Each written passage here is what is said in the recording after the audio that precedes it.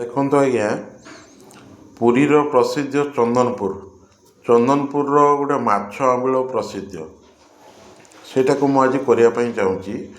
ଦେଖନ୍ତୁ, ବର୍ତ୍ତମାନ ମୁଁ ନେଇଛି 2 ପିସ୍ ନାଞ୍ଜ, 3ଟା ଭାକୁଡ଼ିଆ ମୁଣ୍ଡ, ଗୋଟେ 2ଟା ରୋହି ମୁଣ୍ଡ, ତା ସହିତ ନେଇଛି ଶୁଖିଲା ଲଙ୍କା ଟିକେ, ମୁଗ ଡାଲି ଟିକେ, ପ୍ଲସ୍ ଲଙ୍କା, ହଳଦୀ, ମେଥିପତ୍ର, ତେଜପତ୍ର, ଲୁଣ, ଜିରା ଲଙ୍କା ଗୁଣ୍ଡ ଟିକେ, ମେଥିପତ୍ର ଟିକେ, ତା ସହିତ ଭୃଷଙ୍ଗ ପତ୍ର ଟିକେ ନେଇଛି, ଅଦା ରସୁଣ ଛେଚା ଟିକେ, କଞ୍ଚା ଲଙ୍କା ଟିକେ, ପିଆଜ ଟିକେ, ପ୍ଲସ୍ ତେନ୍ତୁଳି ବଟା, ମାନେ ଯେଉଁ ଗୋଟା ତେନ୍ତୁଳିଟାକୁ ତାକୁ ଟିକେ କାଢ଼ିକି କରାଯିବ ମଣ୍ଡ। ଏତିକ ଦେଲା ପରେ ତାପରେ ଆମେ କରିବୁ। ବର୍ତ୍ତମାନ ପକାଇଲି ମୁଁ ଶୁଖିଲା ଲଙ୍କା ପକାଇଲା ପରେ ତାପରେ ପଡ଼ିବ ପୁଣି ତେଜପତ୍ର ପକାଇଲା ପରେ ପଡ଼ିବ ଭୃଷଙ୍ଗ ପତ୍ର,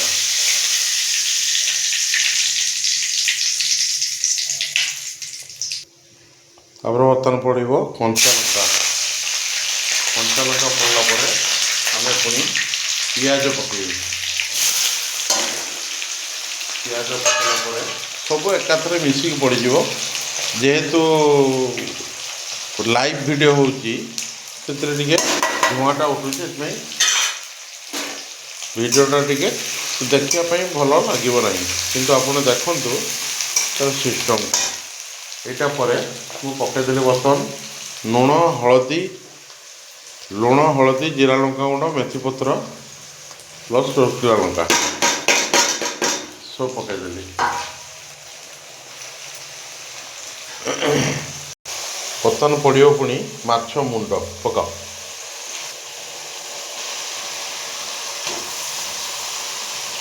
ମୋ ସ୍ତ୍ରୀ ମୋତେ ଟିକେ ହେଲ୍ପ କରୁଛି, ଯେହେତୁ ମୁଁ ମୋବାଇଲଟା ଧରିକି ଛିଡ଼ା ହେଇଛି, ସେଥିପାଇଁ ମୋ ସ୍ତ୍ରୀ ଟିକେ ମୋତେ ହେଲ୍ପ କରୁଛି।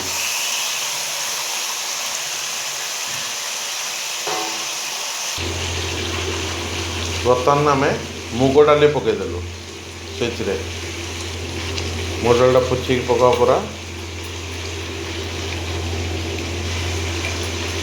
ବା ମୁଗ ଡାଲି ପଡ଼ିଲା ପରେ ତେନ୍ତୁଳିଟାକୁ ଚକଟିକି ଆଣ। ବର୍ତ୍ତମାନ ଆମେ ତେନ୍ତୁଳିର ପାଣିଟା ଦେଲୁ, ତେନ୍ତୁଳିର ପାଣିଟା ପୁରା ଦେଇକି ତାକୁ ଆମେ ମାଛ ମୁଣ୍ଡ ଡାଲି ସିଝିବା ପାଇଁ ଆମକୁ ମିନିମମ୍ଟା 10 ମିନିଟ୍ ଲାଗିବ।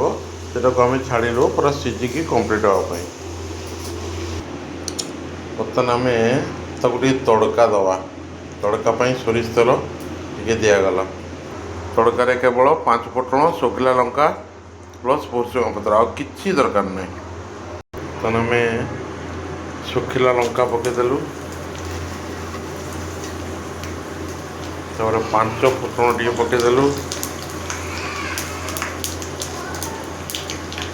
ସେଥିରେ ଭୃଷଙ୍ଗ ପତ୍ର ଟିକେ ପଡ଼ିବ।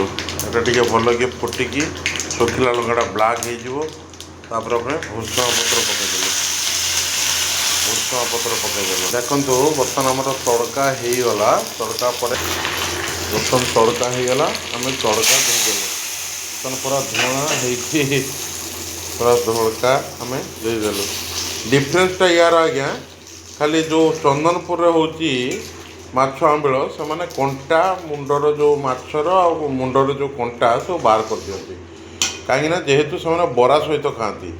କିନ୍ତୁ ଆମେ ତ ବରା ସହିତ ଖାଇବୁନି, ଆମେ ଭାତ ସହିତ ଖାଇପାରିବୁ, ରୁଟି ସହିତ ଖାଇପାରିବୁ, ଏମିତି ନର୍ମାଲି ଖାଇପାରିବୁ।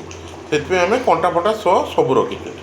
ସେଥିପାଇଁ ଆମେ ରଖିଛୁ। ଆଉ ଥରେ ଏଇଭଳିଆ କରିକି ଖାଆନ୍ତୁ, ବହୁତ ଟେଷ୍ଟି ମାନେ ଆପଣ ଥରେ କରିକି ଖାଆନ୍ତୁ, ଜାଣିପାରିବେ କେଉଁ ଟାଇପ୍ର କ୍ୱାଲିଟି ଅଛି ଏହାର। ଲୁକିଂ ତ ଆପଣ ଜାଣିପାରୁଥିବେ, ଏବେ ଫୁଟୁଛି ନର୍ମାଲ୍ ଲୁକିଂ, ବହୁତ ବେଟର୍ ଲୁକିଂ ନୁହେଁ ଏଇଟା, କାହିଁକିନା ବହୁତ ତେଲ ମସଲା ବହୁତ କମ୍ରେ ତିଆରି, ବହୁତ ବଢ଼ିଆ ଟେଷ୍ଟ। ରହିଲେ ଆଜ୍ଞା, ଜୟ ଜଗନ୍ନାଥ। ଯଦି ଭିଡ଼ିଓଟା ଭଲ ଲାଗୁଥିବ ଟିକେ ଲାଇକ୍, ସେୟାର, କମେଣ୍ଟ ଟିକେ କରିଦେବେ ଆଜ୍ଞା। ରହିଲେ।